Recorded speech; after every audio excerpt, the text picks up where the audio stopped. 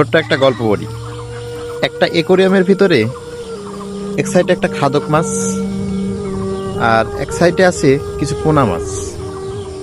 মাঝখানে কাঁচের একটা দেওয়াল দেওয়া হলো, যেটা পানির ভিতর থাকার কারণে খালি চোখে দেখা যাচ্ছে না।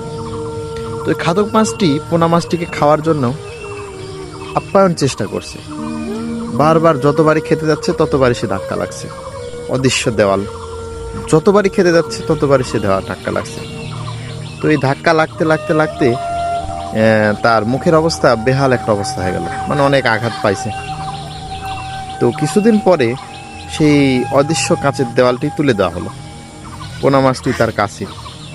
কিন্তু তারপরও সেই খাদক মাছটি সেই পোনা মাছটিকে খাওয়ার জন্য আর মুখ খুলছে না।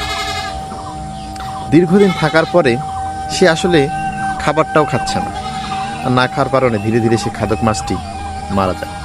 এটা থেকে আমরা কি শিখলাম? যে কখনো হাল ছাড়তে নেই।